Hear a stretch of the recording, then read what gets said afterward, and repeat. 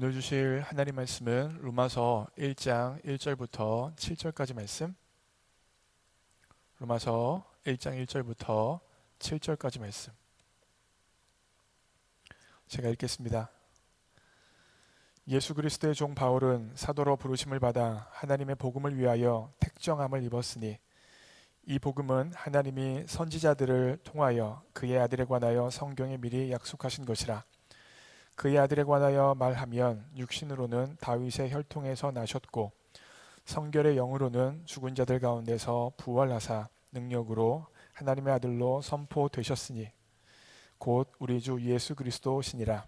그로 말미암아 우리가 은혜와 사도의 직분을 받아 그의 이름을 위하여 모든 이방인 중에서 믿어 순종하게 하나니 너희도 그들 중에서 예수 그리스도의 것으로 부르심을 받은 자니라. 로마에서 하나님의 사랑하심을 받고 성도로 부르심을 받은 모든 자에게 하나님 우리 아버지와 주 예수 그리스도로부터 은혜와 평강이 있기를 원하노라. 아멘. 반갑습니다. 예수님을 알고 예수님을 알게 하는 목자 안성용입니다. 네, 우리 설교는 녹음이 되고 있죠? 네, 녹음되고 있네요. 네, 감사합니다. 제가 사무엘상 강해를 하고 있었는데 갑자기 오늘 로마서 말씀을 본문 말씀으로 읽어서 여러분들이 조금 놀라셨을 수도 있습니다. 사무엘상을 14번 설교했어요. 그래서 사무엘상 9장까지 설교를 마쳤습니다. 사울이 왕 되는 지점까지 마쳤습니다.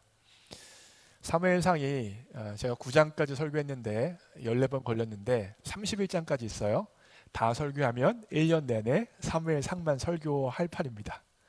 그래서 여러분들 조금 지루하실 수도 있고 또한 구약 성경과 신약 성경의 이런 비율과 조화를 맞추는 차원에서 또한 로마서 본문이 제가 강조하고 싶은 부분이 좀 있기 때문에 로마서 강해로 넘어갔습니다.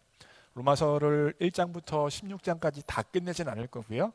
중간에 하다가 다시 사무엘상으로도 넘어갈 수 있습니다. 여러분 이 부분 조금 기억해 주셨으면 좋겠고요.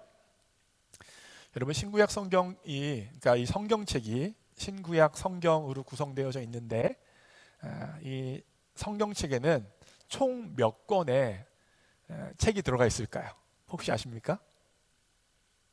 66권이 들어가 있어요. 구약이 몇 권이죠?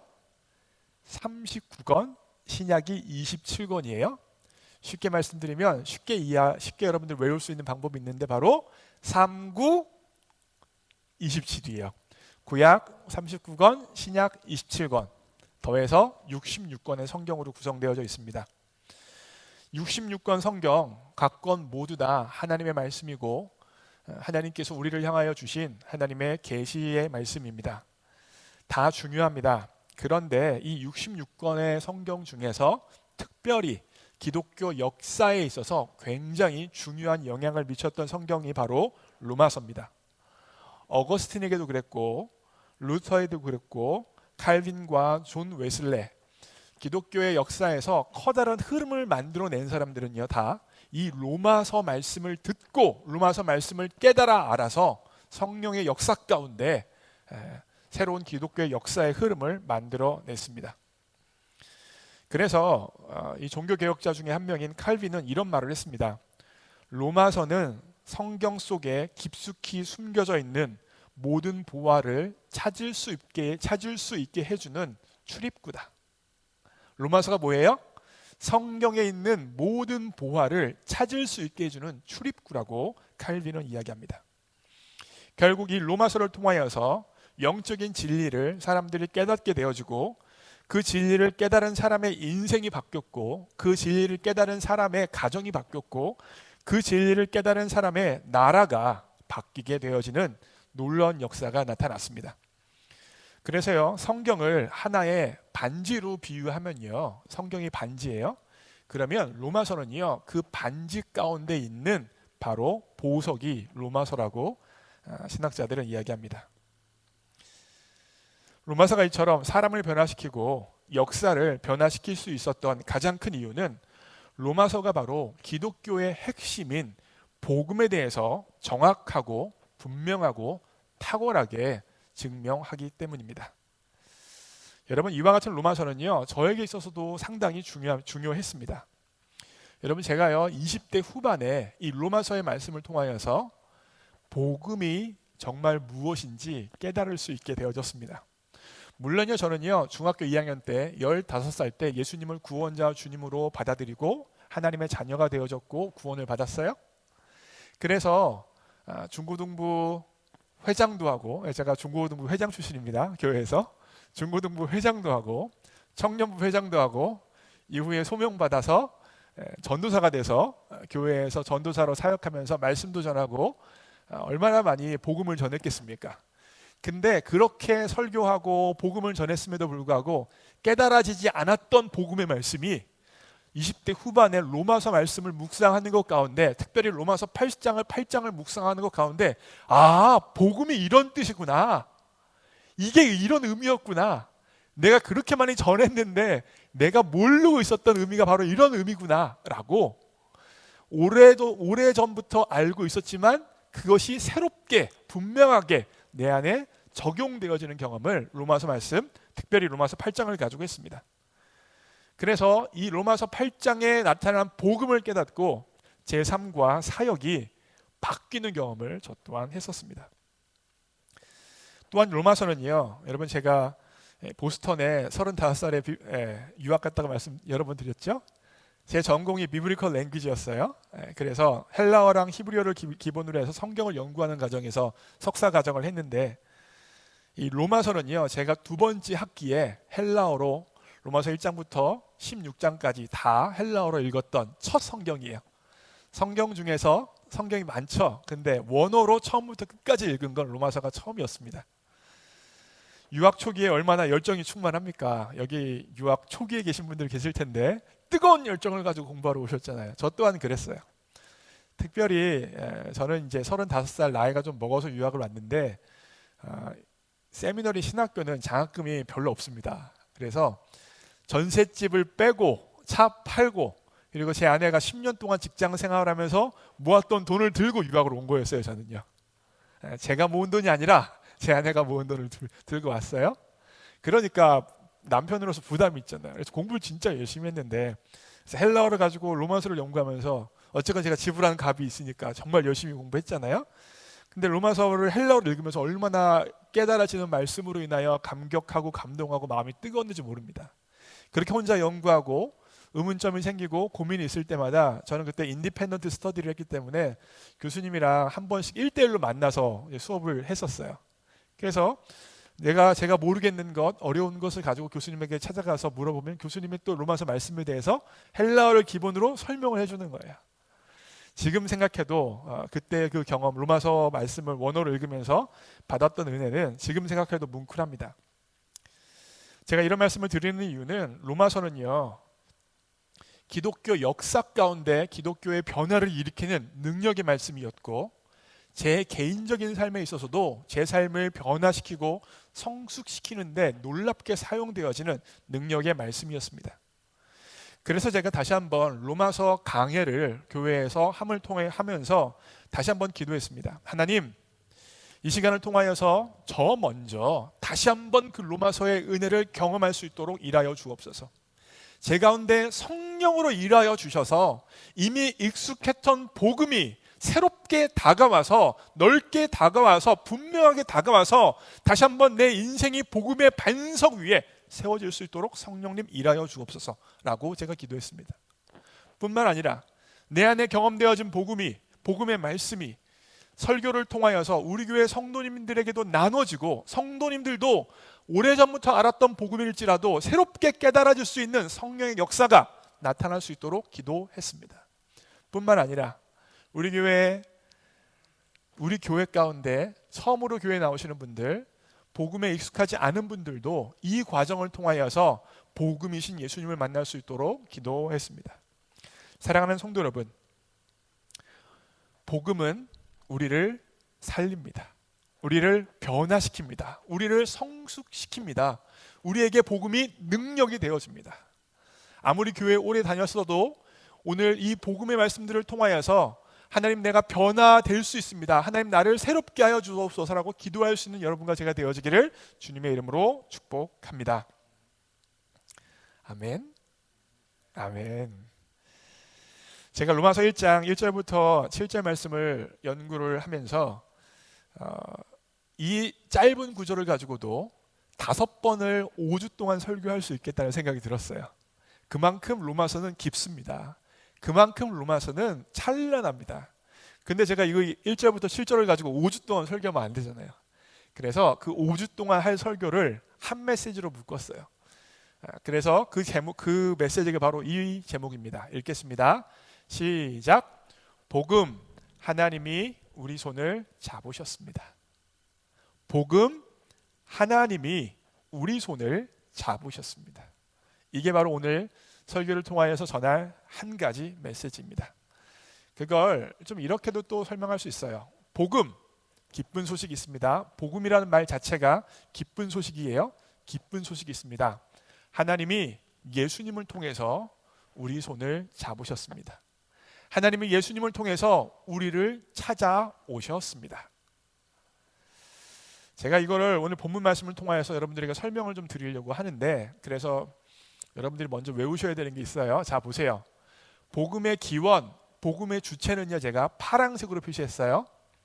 복음의 기원, 복음의 주체는 파란색, 복음의 통로, 복음의 내용은 빨간색으로 표시했습니다. 그리고 복음의 수혜자는 노란색으로 표시했어요. 여러분 이거 외워주셔야 돼요. 무슨 말이냐면 앞으로 로마서 1장 1절부터 7절까지를 읽게 되어질 텐데, 거기서 복음의 기원과 복음의 주체가 나오는 부분은 제가 파란색으로 표시했어요. 그리고 통로는 빨간색, 수혜자는 노란색입니다. 자, 복음의 주체는 무슨 색깔이요? 파란색. 복음의 내용, 통로는 무슨 색깔이요? 빨간색.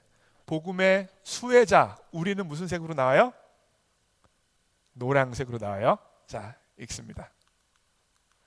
자, 1절 2절 읽겠습니다. 시작.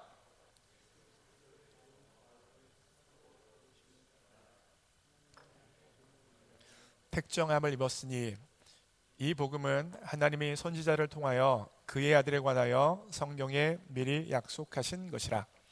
자, 보세요. 빨간색이 뭐였죠? 복음의 통로, 복음의 내용이었죠. 로마서 1장 1절부터 7절까지 나온 것 중에서 복음의 통로, 복음의 내용이 무엇입니까? 누구입니까? 바로 예수 그리스도예요. 여러분, 복음의 내용은요, 윤리가 아닙니다. 복음의 내용은요, 교훈이 아니에요.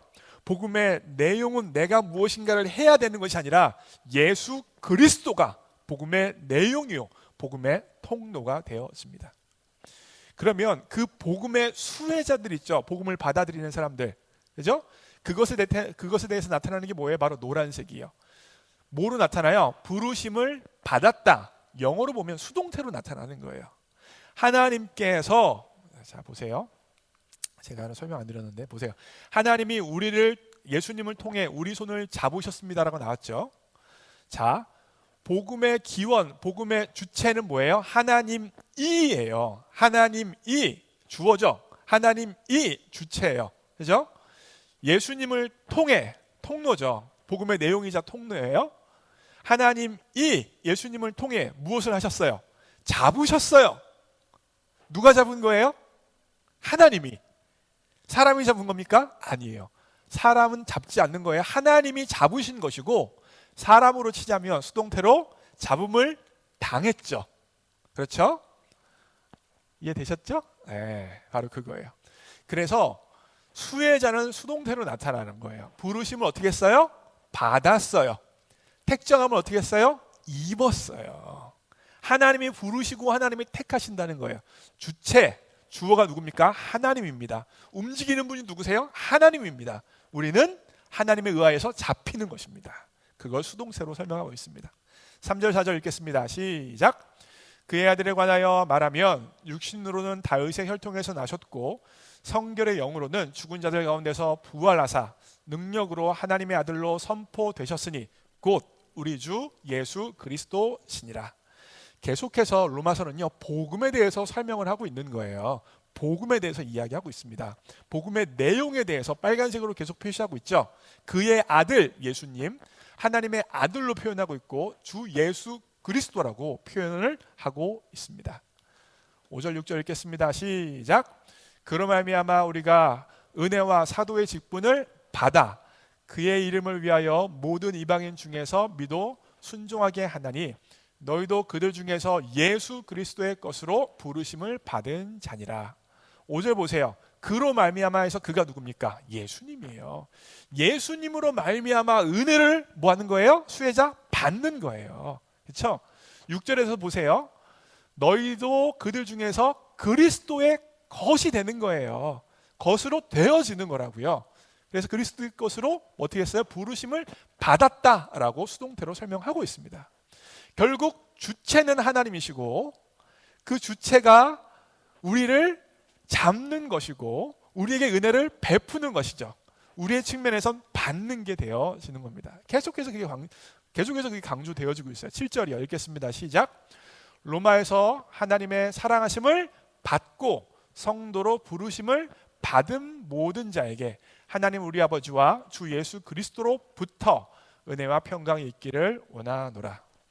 전체적인 제 아이디어를 이해하시겠습니까? 왜 제가 하나님이 예수 그리스도를 통해 우리를 잡으셨습니다, 우리에게 다가오셨습니다라고 오늘 본문 메시지를 잡았는지 이해를 하시겠죠? 하나님이 잡으시는 것이고 하나님이 우리에게 오시는 것입니다. 우리는 하나님에 의해서 잡힘을 당하는 거예요. 되셨죠? 제가 이걸 여러분들에게 조금 이해를 돕기 위해서 기독교와 다른 종교와 비교를 통하여서 좀 설명을 해드리려고 합니다. 자, 보세요. 기독교를 제외한 다른 모든 종교들은요, 불교를 비롯해서 모든 종교들은요, 기독교와 다른 입장을 취하는데 베이스는 조금 비슷한 면이 있어요. 기독교나 불교나 시작은 부정적입니다. 예를 들면 불교에서는요, 일체계고다. 일체계고 말이 어렵죠. 한자예요. 말이 어려운데 풀어 말하면 인생 만사가 고통이다. 더 쉽게 말하면 사는 게 고통이다. 살아가는 게 버겁고 힘든 거다라고 불교는 이야기해요. 모든 게 괴로움이라는 거예요. 살아가면서. 동감이 되는 부분이 있죠. 그렇죠? 우리가 살아가면서 얼마나 괴로움과 고통과 아픔이 많습니까? 그래서 인생 만사가 괴로움이다라고 불교가 이야기하는데 그 고통의 원인에 대해서 불교가 하는 이야기는 고통의 원인은 욕망 때문이다, 집착 때문이다, 아집 때문이다라고 이야기합니다. 다시 말하면 내 욕심이 너무 커져서 괴롭다는 거예요. 될 수 없는 것이고 돼서도 안 되는 것인데 그것을 향하여서 내가 욕심을 부리고 집착을 하기 때문에 괴롭다는 것입니다. 이것도 상당히 일반적이고 상식적인 이야기라고 할 수 있어요. 안 되는 거예요. 하면 안 되는 거예요. 볼 수 없어요. 갈 수 없어요. 근데 욕심 부리니까 괴롭다는 것이죠. 그래서 이것에 대한 해결책으로 불교에서 제시하는 것은 무욕이에요. 다시 말하면 그 욕심을 제거하면 괴롭지 않게 되어진다. 그래서 무술도 이야기하는 것이고 무욕을 이야기하는 것입니다. 고통의 원인이 욕심이기 때문에 욕심을 없애면 된다는 거예요. 그 방법으로 결국 무욕에 도달하는 방법, 고통으로부터 벗어날 수 있는 방법으로 도를 닦는다, 노력한다, 훈련한다. 다시 말하면 법당에 가서 3,000배를 하고 10,000배를 하고 면벽 수행을 하고 여러 가지 활동을 함을 통하여서 그와 같은 욕심으로 갔던 생각들을 다른 생각으로 돌려서 이 욕심을 없애버리는 훈련을 하면 고통은 사라진다라고 이야기합니다. 그러면 여러분 생각해 보세요. 어떤 사람이 살면서 너무너무 괴롭고 너무너무 힘들어하는 사람이 있어요. 그 사람이 이제 절에 갔어요. 절에 가서 스님을 만났습니다. 그러면 스님에게 상담을 하면 그 스님이 뭐라고 말하겠습니까? 그 사람에게 뭐라고 말할까요? 너무너무 힘들어요, 괴로워해요. 욕심을 버리세요 라고 말하지 않겠습니까? 욕심을 버리십시오. 집착을 버리십시오. 그리고 욕심과 집착을 버리기 위해서 수행을 하십시오. 쉽게 말하면 도를 닦으십시오 라고 이야기할 겁니다. 이걸 쉽게 말하면 영어로 말하면 어드바이스 하는 거예요. 이렇게 해보세요. 당신 이렇게 움직여 보세요. 당신 이렇게 활동해 보세요라고 어드바이스 하는 거죠. 다시 말하면 이걸 당신이 이걸 하면 괜찮아질 거라고 이야기하는 겁니다. 그런데요, 기독교는요 어드바이스를 하는 종교가 아닙니다. 기독교는요 어드바이스 하는 종교가 아니라 굿 뉴스를 전하는 것입니다. 여러분, 어드바이스와 뉴스의 차이점을 분명히 인식하셔야 돼요. 어드바이스는 뭐예요? 너 이렇게 해라, 너 이렇게 하면 괜찮아질 거야 라고 듣는 사람에게 어떠한 행동을 할 것을 말하는 게 어드바이스죠. 그렇죠? 그러면 뉴스는 뭐예요? 듣는 사람이 무엇인가 하는 겁니까? 아니에요.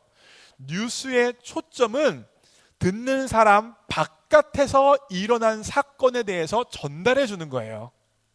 이런 일이 있었대, 이런 일이 발생되어졌대 라고 말하는 게 바로 뉴스의 초점이라고요. 기독교는요 굿 뉴스, 어드바이스가 아니라 굿 뉴스, 복음을 전하는 종교입니다. 무슨 말이냐, 내가 무엇을 해야 한다고 말하는 것이 아니라 하나님께서 나를 위해서 이런 일을 하셨다는 걸 전하는 거예요. 하나님이 예수 그리스도를 통하여 나를 위해 이런 일, 너를 위해 이런 일을 이미 이루셨어, 이미 완성하셨어, 이미 달성하셨어 라고 말하는 것입니다. 그래서 복음은요 기쁜 소식입니다. 하나님이 우리를 찾아오셨다는 거예요. 내가 노력하고 수고하고 애써서 하나님을 발견해내는 게 아니에요. 내가 돌을 닦아서 하나님에게 도달하는 게 아니에요. 하나님이 위에서 나를 향해 찾아 내려오시는 사건이 바로 복음의 사건이라는 것입니다. 만약에 노력을 해서 어떠한 지점에 도달해야 한다면 의지력 있고 결단력 있고 열심히 있고 재능 있고 실력 있는 사람들만 올라갈 수 있을 것입니다. 그 사람들만 절대자 하나님을 만날 수 있을 것입니다. 일정 수준에 도달해야 한다는 것입니다. 그런데 복음은 아니라고 이야기합니다. 하나님이, 내가 올라가는 게 아니라 하나님이 우리를 찾아오십니다. 하나님이 우리에게 다가오셔서 우리의 손을 잡으십니다. 우리를 찾아오신 하나님은 우리의 문제를 해결하십니다.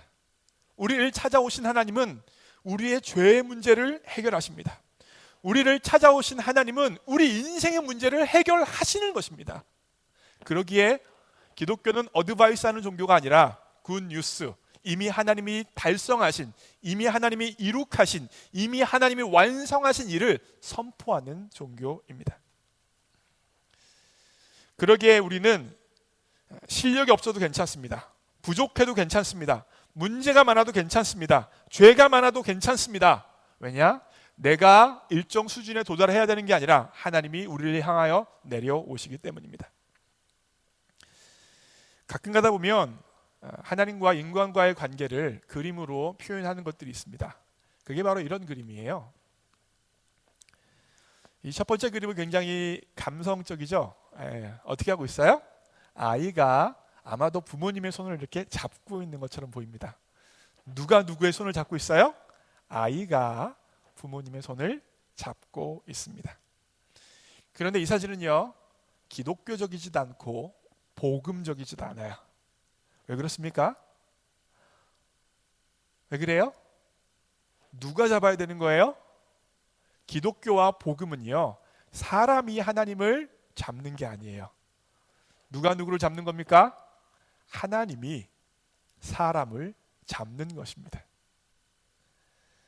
세상에 있는 기독교를 제외한 모든 종교들과 세계관들은 어떻게 하면 우리가 저 높은 지점에 도달할 수 있을까?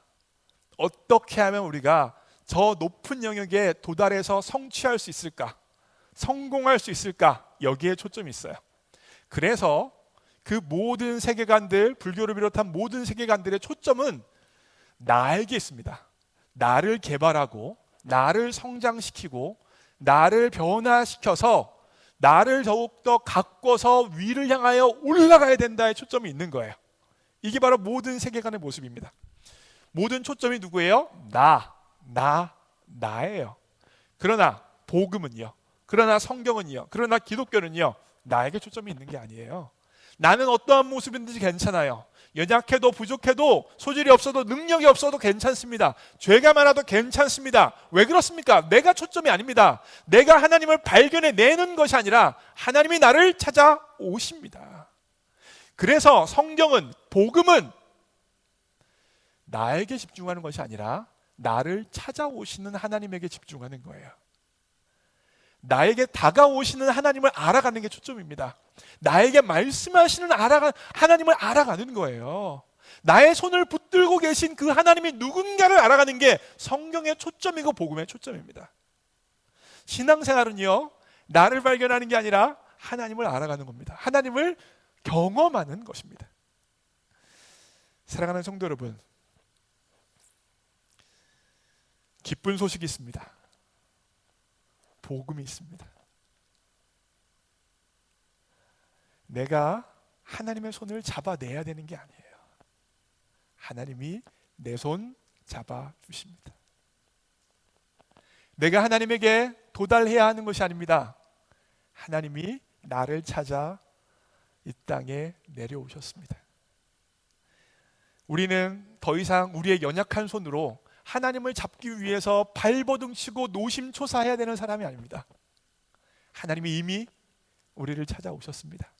하나님이 이미 우리 인생을 붙들고 계십니다. 하나님이 이미 우리와 함께 하십니다. 그러기에 우리는 더 이상 하나님을 잡아보려고 발버둥 치는 인생이 아니라 하나님의 권능의 손에 붙들려서 살아가는 인생을 살 수 있는 것입니다. 그리고 그 하나님의 권능의 손 가운데 우리 인생은 안전합니다.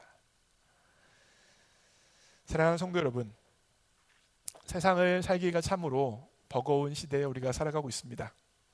코로나의 영향으로 인하여서 삶의 자리가 다들 바뀌고 어려움이 참으로 많은, 내일이 어떻게 벌어질지 아무도 알 수 없는 세상 가운데 여러분과 제가 살고 있습니다. 그럼에도 우리가 안정감을 누리며 살아갈 수 있는 이유가 무엇입니까? 우리 인생이 내 손에 달렸습니까? 우리 인생이 이렇게 연약하고 부족한 나에게 달렸습니까? 아닙니다. 우리 인생은 하나님의 손에 붙들려 있습니다. 그 하나님의 손 가운데 안정감을 누리며 살아갈 수 있는 것이 바로 우리 인생이 되어집니다. 혹여나 이 자리에 아직 예수님께서 나에게 찾아오지 않으셨다고 생각하시는 분이 계십니까? 아닙니다. 오늘 이 설교를 통하여 하나님께서는 여러분들에게 찾아가셨어요. 그리고 여러분들에게 말씀하십니다. 내가 너의 인생을 붙들고 있다. 네가 나를 붙들어내는 것이 아니라 내가 너를 붙들고 있다 말씀하십니다. 여러분의 인생을 붙들고 계신 그 하나님의 그 손길을 느끼고 경험하고 찬양할 수 있는 이 시간 되어지기를 주님의 이름으로 축복합니다. 그래서 제가 준비한 찬양이 내 평생 사는 동안이에요. 여러분, 우리 기독교는요, 기쁨의 종교입니다. 왜 그렇습니까? 하나님이 우리를 찾아오셨어요. 하나님이 우리를 붙들고 계십니다. 그래서 그분으로 인하여 기뻐하고 그분으로 인하여 즐거워하고 감사할 수 있는 것이 바로 복음의 능력이 되어지는 것입니다. 그 기쁨을 가지고 함께 찬양합니다. 내 평생 사는 동안.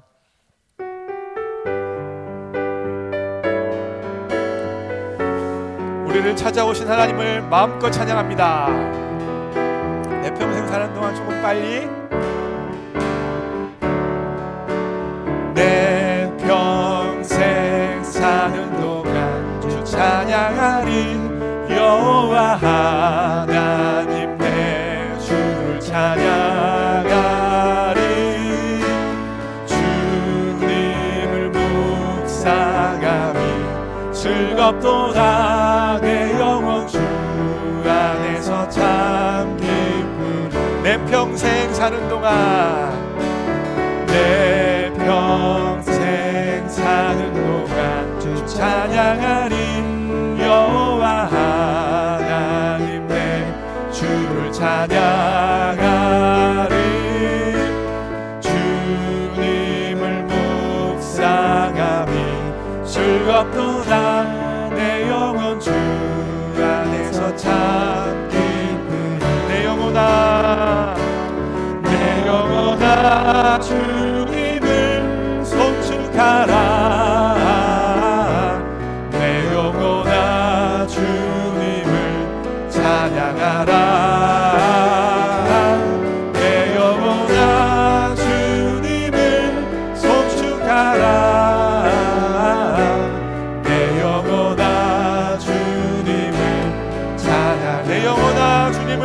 찬양하라. 내 영혼아 주님을 송축하라. 내 영혼아 주님을 찬양하라. 내 영혼아 주님을 송축하라. 내 영혼아 주님을 찬양하라. 이 시간 함께 하나님 앞에 감사와 찬양의 기도를 올려드리기 원합니다. 사랑하는 성도 여러분, 내가 하나님을 잡아내지 않아도 괜찮습니다. 하나님께서 우리 인생 붙들어 주십니다. 하나님이 우리를 찾아오십니다. 하나님이 우리를 십자가로 찾아오십니다. 하나님이 우리를 찾아오십니다. 내가 부족해도, 내가 연약해도, 내가 죄가 많아도, 내 인생에 어떠한 문제가 있어도 하나님은 찾아오시는 하나님이십니다. 아무 조건 없이 우리를 찾아오시는 그 은혜의 하나님이기에 우리의 마음이 하나님으로 기쁠 수 있는 것입니다. 이 시간 나를 찾아오시는 하나님, 내 손을 붙들어 주시는 그 하나님께 하나님 감사합니다. 하나님 감사합니다. 그 하나님을 묵상함이 내 인생의 즐거움입니다. 그 하나님을 찬양함이 내 인생의 기쁨입니다. 함께 감사하며 찬양하며 기도할 수 있기를 원합니다. 함께 기도합니다. 하나님, 그렇습니다. 내가 복음은 기쁜 소식입니다. 아무 조건 없이, 아무 자격 없는 나에게 하나님이 나를 찾아오신다는 기쁜 소식입니다. 부정하고 부족한 나에게도 하나님이 찾아오신다는 것입니다. 그러기에 복음의 핵심은 나를 묵상하고 나 연약한 나로 인하여 절망하는 것이 아니라 하나님을 묵상하는 것입니다. 나를 찾아오시는 하나님, 나를 붙드시는 하나님, 나에게 다가오시는 그 하나님이 바로 복음의 핵심을 기억합니다. 그러기에 주님을 묵상하는 것이 우리 인생의 즐거움입니다. 주님을 묵상함이 내 인생의 능력입니다. 주님을 묵상하는 것이 내 인생의 가장 큰 기쁨임을 주님 앞에 고백합니다. 하나님, 이 자리에 혹여나 나를 묵상하고 나를 바라보고 그것을 인하여 절망하고 있는 영혼들이 있습니까?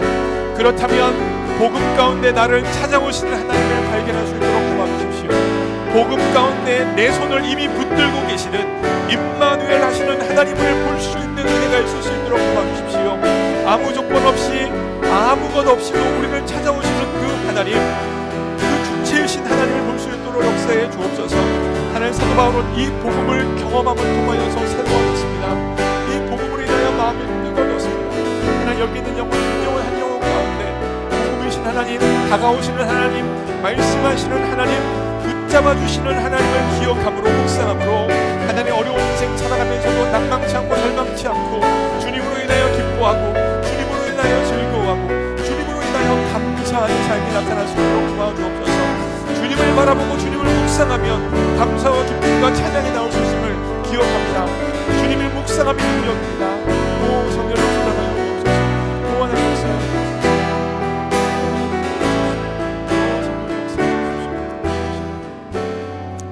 시간 한 번 더 기도하실 때 우리 교회 김혜신 집사님을 위해 기도합니다.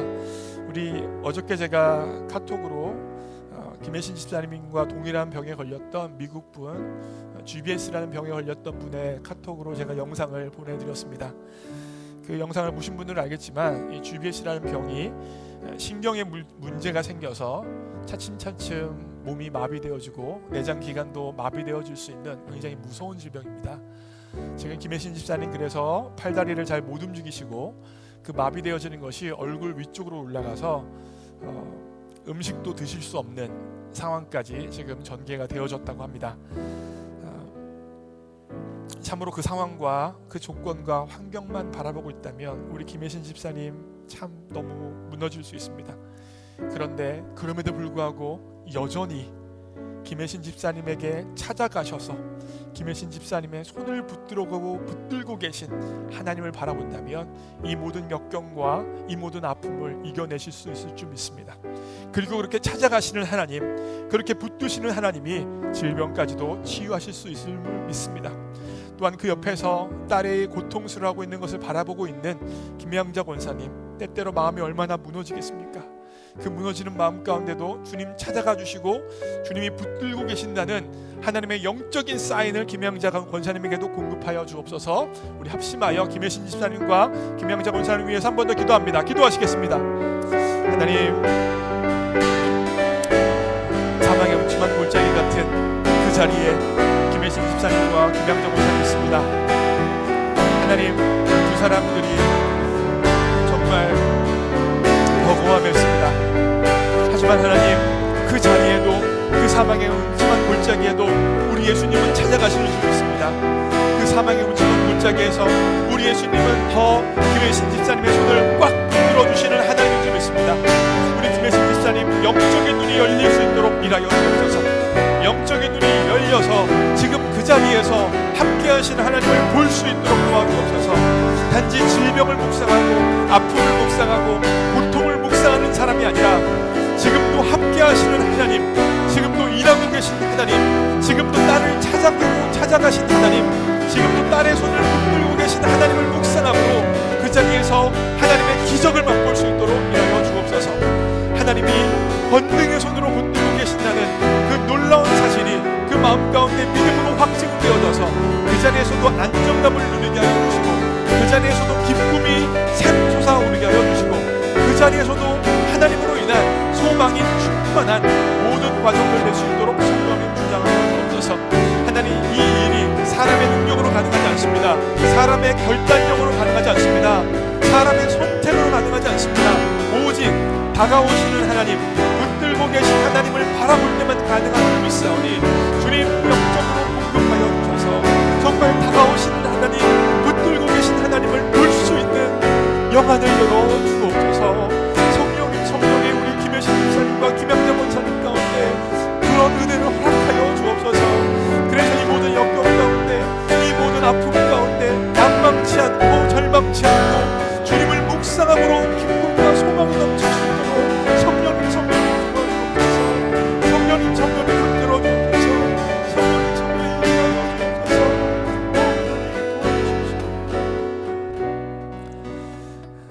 사랑하는 하나님, 우리가 하나님을 발견해내는 것이 아니라, 우리가 하나님을 찾아내는 것이 아니라, 우리가 하나님의 손을 끝끝내 붙들어내는 것이 아니라 하나님이 우리에게 다가와 주셔서 감사합니다. 하나님이 우리 손 붙들어 주셔서 감사합니다. 하나님이 우리를 찾아와 주셔서 감사합니다. 그리고 우리를 찾아오신 그 하나님께서 우리를 떠나지 아니하시고 영원토록 함께 하시며 인도해 주심에 감사합니다. 그러기에 하나님은 기쁜 소식입니다. 충고가 아니라 이미 우리를 찾아오시는 기쁜 하나님, 복음의 하나님임을 기억합니다. 주님, 특별히 우리 김혜신 집사님, 김영자 권사님 이미 찾아가 주셨을 줄 믿습니다. 이미 붙들고 계실 줄 믿습니다. 우리 김혜신 집사님, 김영자 권사님 가운데 영안을 열어주셔서 자신의 고통과 아픔과 처지를 묵상하는 삶이 아니라 이미 찾아오시고 붙들고 계시는 예수님과 하나님을 묵상하는 시간, 그 결과 마음이 피곤해지는 것이 아니라 하나님을 묵상함으로 마음이 강하고 담대해지는 시간 될 수 있도록 일하여 주시고, 그 결과 육체까지도 회복되어지는 은혜를 공급하여 주옵소서. 모든 것 주님께 의탁합니다. 예수님의 이름으로 기도합니다. 아멘.